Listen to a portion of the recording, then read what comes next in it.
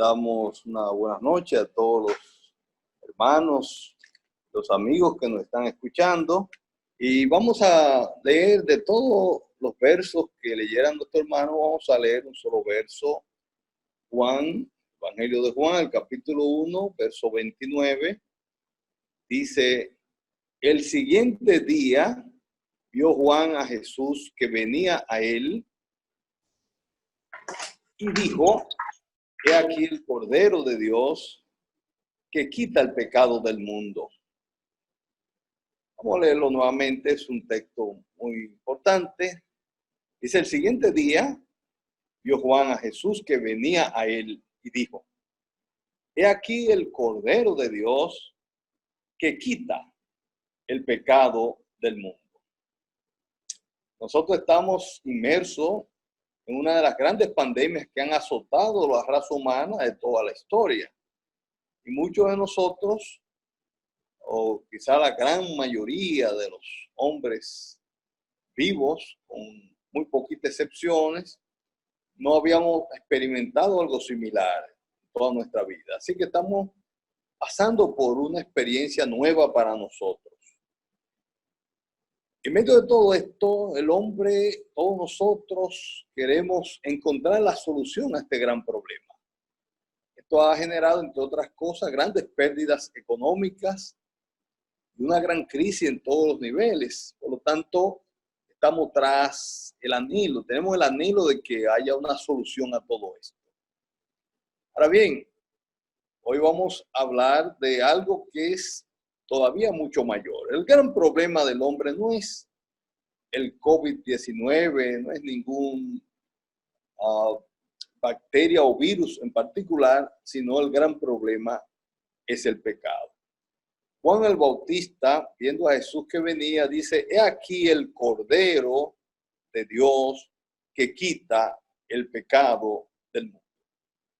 Tenemos que irnos hacia atrás, hacia nuestros padres Adán y Eva, y cuando ellos desobedecieron a Dios de manera deliberada, Dios le había dado un solo mandamiento. Si vamos a Génesis capítulo 2, versos 16 y el 17, dice allá el Génesis: y mandó Jehová Dios al hombre diciendo: de todo árbol del huerto podrás comer, mas del árbol de la ciencia del bien y del mal no comerás, porque el día que de él comieres, ciertamente morirás. Ese era un único mandamiento.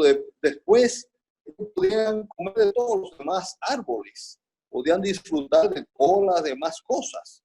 Solamente había algo al cual se había prohibido de parte de Dios de manera clara que no participasen, era de ese árbol de la ciencia del bien y del mal. Sin embargo, de manera deliberada ellos desobedecieron ese mandamiento y vemos las consecuencias. En el capítulo 3 de Génesis, el verso número 7, dice: entonces fueron abiertos los ojos de ambos y conocieron que estaban desnudos. Entonces cosieron hojas de higuera y se hicieron delantales. Lo primero que ocurrió con ellos fue que dice que se le abrieron los ojos. Alguien comentaba sobre esto, dice que se le abrieron los ojos y vieron algo que no era bueno.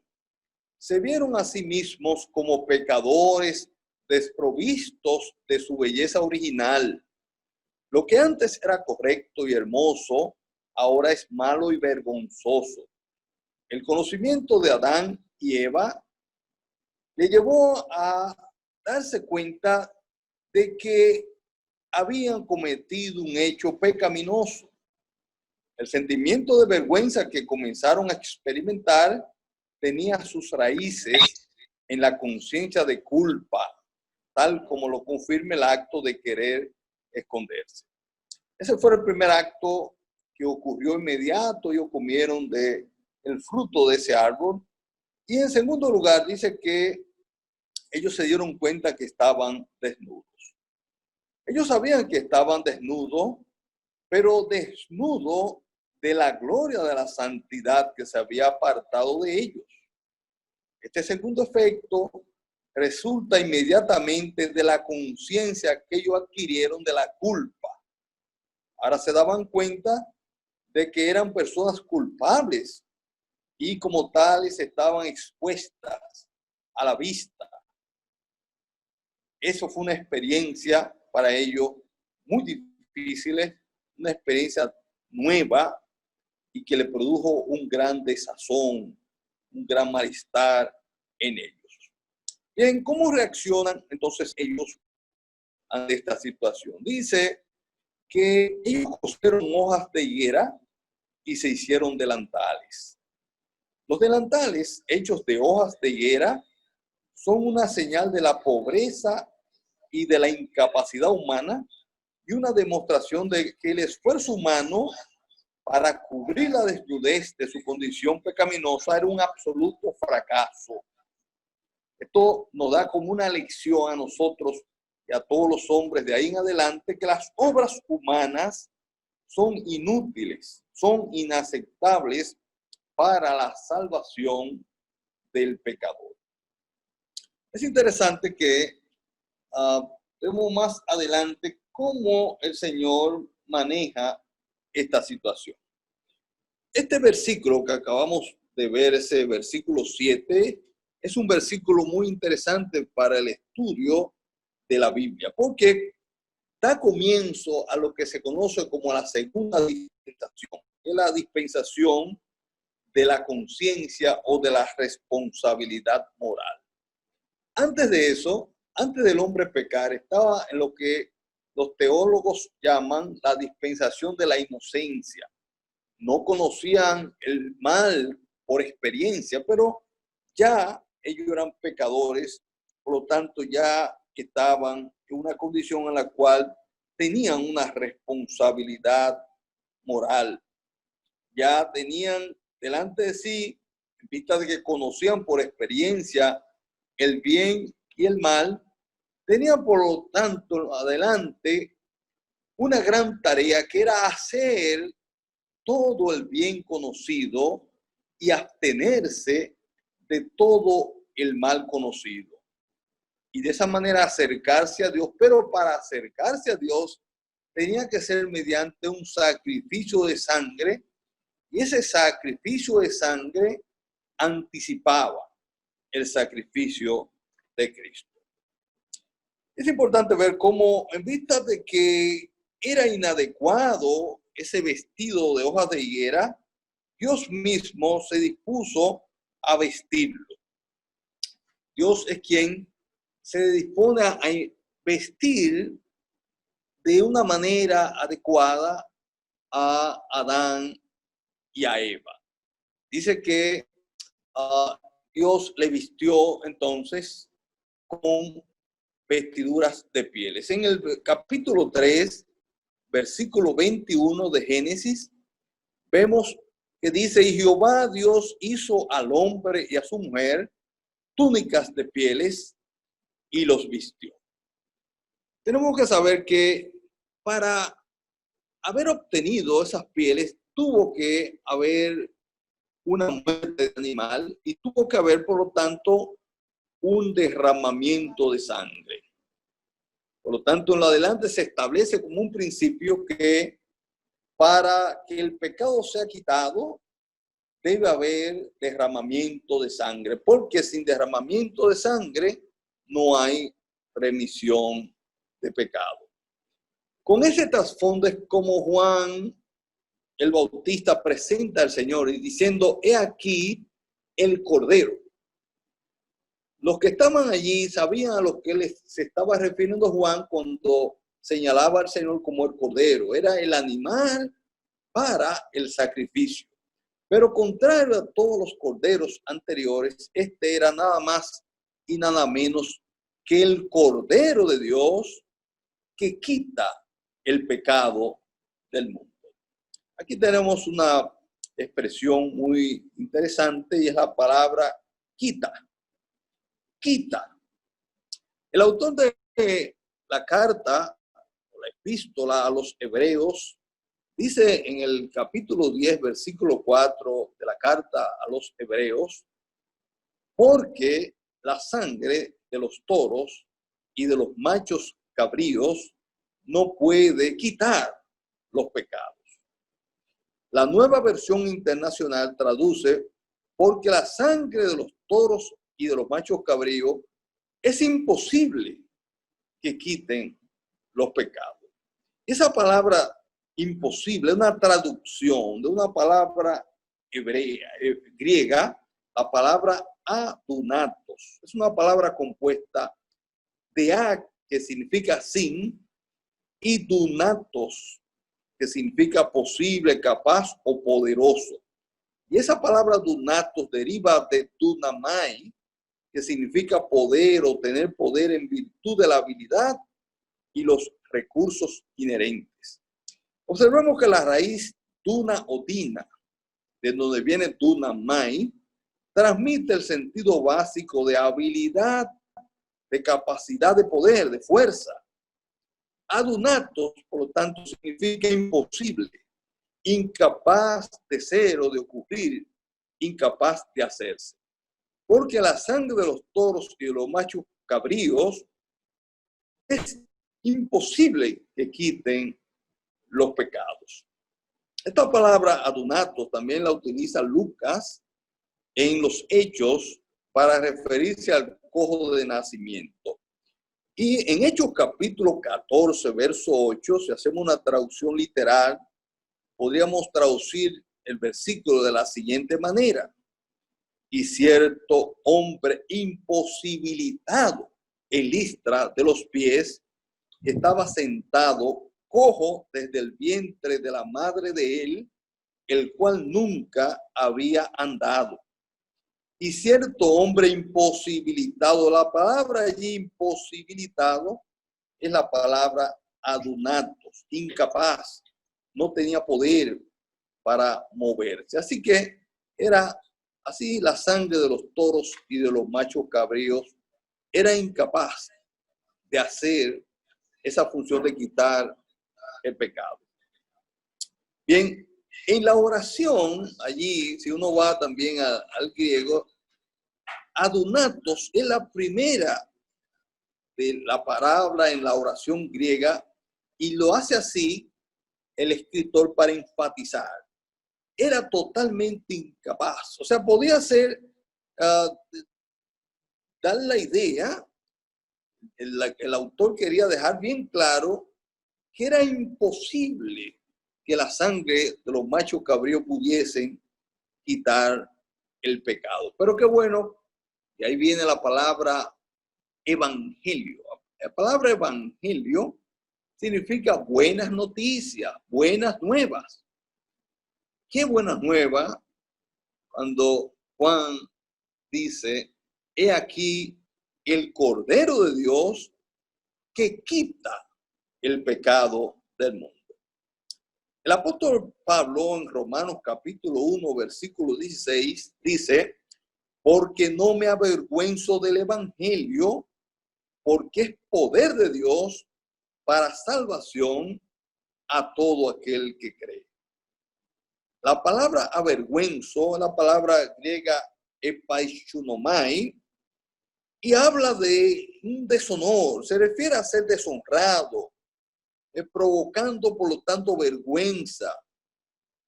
Y el apóstol quería dejar bien establecido allí a los hermanos en Roma que él no se avergonzaba del evangelio, él no se avergonzaba de esa buena noticia, porque esa buena noticia, dice él, es poder de Dios. La palabra aquí, poder, viene siendo lo contrario.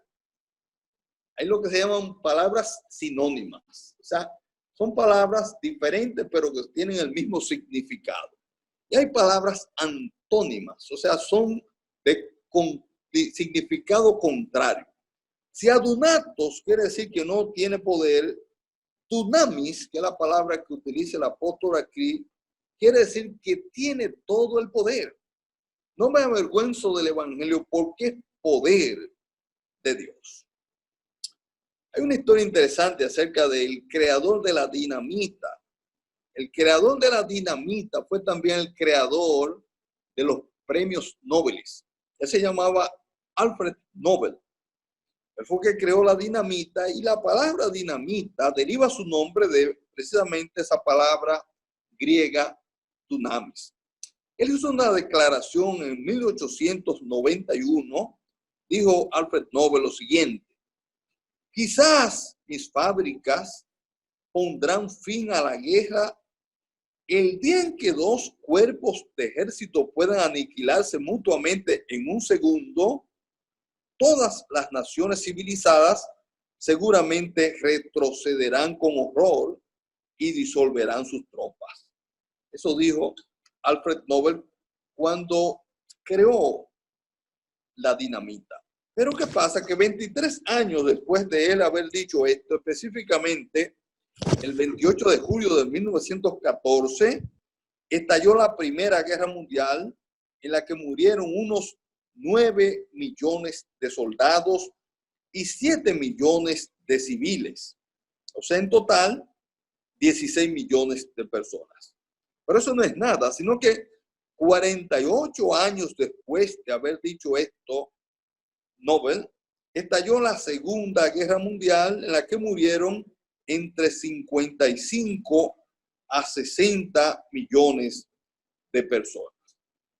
Albert Einstein, famoso físico, precisamente ganador del premio Nobel, afirmó en 1945, al final de la Segunda Guerra Mundial, dijo lo siguiente: Alfred Nobel inventó un explosivo más poderoso que cualquier conocido entonces, un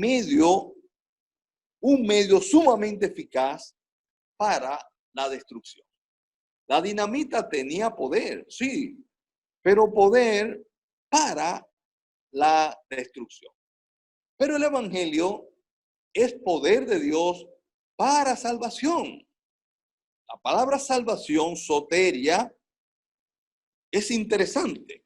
El apóstol Pedro, lleno del Espíritu Santo, enfrentó a los dirigentes religiosos de su entonces y dijo en Hechos capítulo 4, versículo 12, y en ningún otro hay salvación, porque no hay otro nombre bajo el cielo dado a los hombres en que podamos ser salvos. En ningún otro hay salvación. Eso es una declaración contundente. No da espacio a la menor duda.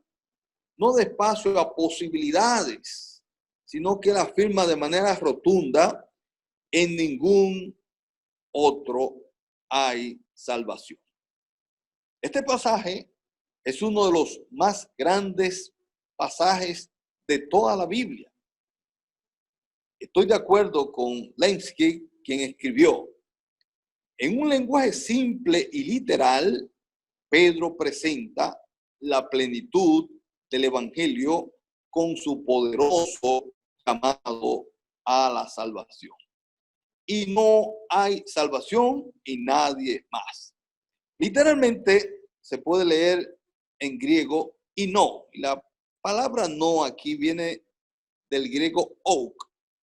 Hay en otro ninguno. La palabra ninguno viene del griego oudeni, la salvación. O sea, literalmente, y no hay en otro ninguno la salvación. La idea es que esta es la salvación específica de la humanidad. La liberación mesiánica llevada a cabo por la piedra con mayúscula, Jesucristo, el Nazareno. El griego es difícil de traducir literalmente al español, pero en realidad hay dos palabras para no en esta primera frase. Ya dijimos, ouk, no, oudeni, nadie o ninguno. Y ambas significan negación absoluta. Lenski dice que lo que Pedro está diciendo es que no existe un segundo, ningún sustituto de Jesús. No hay nadie, solo Jesús, para obtener salvación. Pero qué bueno es saber que Cristo no apacigua, no sosiega, no aquieta el pecado, sino quita el pecado. Dave Hunt decía, hay realmente un amplio abismo entre el cristianismo y todas las religiones del mundo, por lo que parece muy claro que el cristianismo lleva a diferentes destinos. Sí, todas las demás religiones difieren en los detalles relevantes de cómo apaciguar a su Dios particular o a sus dioses y los métodos de alcanzar el nirvana, el moksha o cualquier otro de los paraísos que ellos ofrecen. Sin embargo, ellos todos tienen en común que creen que sus metas religiosas pueden ser alcanzadas a través de sus propios esfuerzos buenos y o de su fiel participación en rituales y sacramentos. En definitiva, mediante el esfuerzo propio.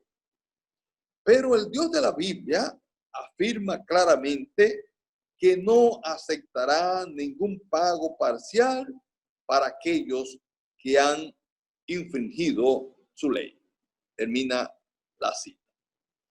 Dios exige una obra de restauración completa, una obra de restauración perfecta. Pero qué bueno que hay una buena noticia y es que Cristo ya lo hizo. Todo aquel que cree, sigue diciendo el apóstol Pablo, para todo aquel que cree. Una buena noticia en medio de todos estos momentos difíciles que todos nosotros hemos vivido en estos días donde hemos tenido que estar en cuarentena, un distanciamiento social que, ¿verdad?, nos mantiene a nosotros incómodos. Hay que sentarse uno allá y otro por acá. Hay que estar en las casas y salir cuando se sale con una serie de precauciones. Hemos estado en momentos muy difíciles, pero una de las buenas noticias que hemos oído en los últimos días es lo que publicó la casa farmacéutica británica AstraZeneca. AstraZeneca dice que está probando una vacuna y hasta ahora ha dado buenos resultados y piensa que ya a final de año o como mucho a principios del año próximo ya tiene la vacuna disponible. Y dice esta casa farmacéutica que está en capacidad de fabricar posiblemente unas 2.000 millones de dosis y que esto va a garantizar que haya suministro temprano para los países pobres. Ahora bien, nosotros sabemos que para que una vacuna haga su efecto, tiene que ser aplicada. Puede ser que la vacuna se logre conseguir y ser buena y dé buenos resultados, pero no será bueno para usted hasta tanto usted no se aplique esa vacuna. Así es con la salvación, mi amigo. La salvación está disponible para todos los hombres, pero solamente es efectiva para quienes la reciben. La salvación es para todo aquel que cree, dice el apóstol Pablo. Y por último, volviendo a nuestro versículo central, dice Juan, he aquí el Cordero de Dios que quita el pecado del mundo. Quita el pecado del mundo. Y usted podría decirme, amigo, bueno, como yo no tengo ese problema, bueno, yo no soy de ese grupo, pero no es así. Todos nosotros somos pecadores. El apóstol Pablo dice en Romanos capítulo 3, verso 23, por cuanto todos pecaron y están destituidos de la gloria de Dios. Por cuanto todos, inclúyase mi amigo en ese grupo, yo estoy también incluido en ese grupo. Ahí no hay excepción. Todos hemos pecado. Todo ser humano en este mundo, desde el mejor hasta el peor, hemos errado el blanco de manera absoluta. Todos le hemos pegado al blanco incorrecto. Todos les hemos fallado a Dios. Todos, sin excepción. Por lo tanto, estamos destituidos de la gloria de Dios. La palabra destituidos también puede ser traducida como nos hemos quedado cortos. Todos nos hemos quedado cortos. No hemos alcanzado la meta. Estaba leyendo hace unos días acerca de nuestro compatriota y compueblano, uno de los grandes lanzadores de todos los tiempos, Bartolo Colón. Este compatriota nuestro y compueblano es el lanzador latinoamericano con más juegos ganados en las grandes ligas. Eso ya de por sí es una hazaña. Ningún latinoamericano ha ganado 247 juegos como él ganó. Por lo tanto, él es el dueño de esa hazaña. Ahora bien, él dice que él quería también romper la marca de más entradas lanzadas para un latino que está en poder de otro compatriota nuestro, el gran lanzador Juan Marichal. Marichal tuvo 3.507 entradas lanzadas, pero nuestro compueblano Bartolo Colón se quedó corto. Le faltaron 46 entradas para romperle el récord a Juan Marichal. Se quedó corto. Así todos nosotros nos hemos quedado corto de la gloria de Dios. Un hombre prominente, nos cuenta Lucas en el capítulo 18, verso 18, dice que se acercó al Señor y le dijo: Maestro bueno, ¿qué haré para heredar la vida eterna? Y el Señor le respondió: ¿por qué me llamas bueno? Nadie es bueno, sino solo uno, Dios. Tú sabes los mandamientos: no cometerás adulterio, no matarás, no hurtarás, no dirás falso testimonio, honra a tu padre y a tu madre. Y el joven le respondió, me imagino que no dejó que terminara bien cuando ya le estaba respondiendo, y le dijo: todo esto lo he guardado desde mi juventud. Cuando Jesús oyó esto, dice el evangelista, le dijo: te falta todavía una cosa. Vende todo lo que tienes y reparte entre los pobres y tendrás tesoro en los cielos, y ven y sígueme.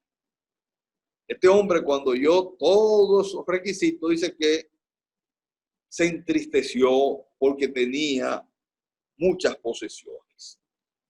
Este hombre le faltaba una cosa, pero por esa sola cosa no pudo él entrar en el reino de los cielos. Por lo tanto, Dios pide lo perfecto, lo absoluto, que fuera el pago sea completo, que no quede a deber nada. Le faltaba una cosa, mi amigo, y este hombre admirable por demás se quedó corto. El apóstol dice en Romanos capítulo 3, versículo 24, siendo justificados gratuitamente mediante la redención que es en Cristo Jesús. Siendo justificado, habla de justificar, es un término legal que significa la seguridad de un veredicto favorable, un veredicto de absolución, ser declarado justo, siendo justificados. Pero, ¿cómo podemos ser nosotros justificados? Dice, de manera gratuita, gratuitamente. La palabra gratuitamente es la palabra dorean, que puede ser entendido, traducido también como de balde, gratis, como un regalo, como un don. Por su gracia, la gracia de Dios, no es más que la manifestación de su amor infinito, que opera por medios infinitos.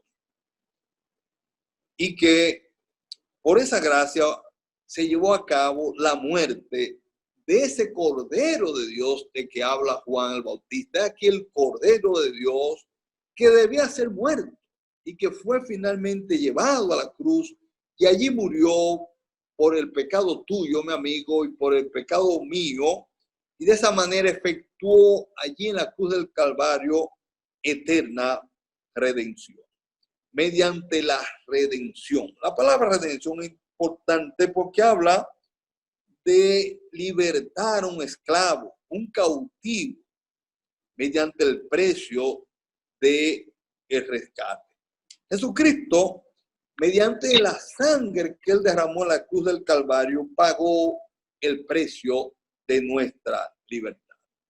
Hemos sido librados de la condenación eterna, no porque hayamos hecho nosotros algo de valor, una obra meritoria, sino única y exclusivamente por la fe puesta en la obra acabada de ese Cordero de Dios, de Jesucristo, en la cruz del Calvario. Y termino solamente mencionando la primera estrofa de un himno muy solemne que dice de la siguiente manera: no soy rescatado con oro o con plata, no vale dinero a los ojos de Dios. La sangre preciosa de Cristo fue el precio de mi redención de la condenación. Mi amigo, Jesucristo hizo la obra. Ahí está la solución al gran problema, el virus temible, terrible, que puede no solamente quitar la vida biológica, sino la vida eterna. Si tú no rechazas la solución a ese problema del pecado, este problema podría llevarte a ti, mi amigo, a la muerte eterna en el infierno. Pero hay solución. Qué bueno que hay esa buena noticia de que hay una solución, hay una vacuna para el pecado, y esa vacuna está en la persona y en la obra de Jesucristo en la cruz del Calvario. He aquí el Cordero de Dios que quita el pecado del mundo. Pero tiene, mi amigo, que como todas las vacunas, tiene que aplicártela para que puedas recibir el beneficio de ella.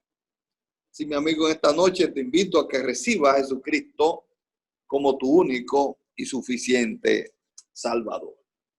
Así que vamos a terminar con una breve oración. Piénsalo bien, mi amigo, y aprovecha la oportunidad. Padre amado que estás en los cielos, gracias te damos en esta noche porque tú nos has permitido predicar el evangelio de la gracia salvadora. Qué bueno es saber que todavía hay oportunidad para todo aquel que quiera. Hay oportunidad de huir de la ira que vendrá. Hay oportunidad de escapar del infierno. Jesucristo todavía está dispuesto, está con los brazos abiertos, dispuesto a recibir a todo aquel que humillado le recibe primeramente a él como su único y suficiente Salvador. Así que, Padre, te damos las gracias porque hemos podido un día más hablar de ese evangelio liberador y hablar de Jesucristo como el que puede producir la libertad de la condenación del pecado y de la muerte. Gracias, Padre. Pedimos todas estas cosas y te damos gracias en nombre de tu Hijo amado, nuestro Señor y Salvador Jesucristo. Amén.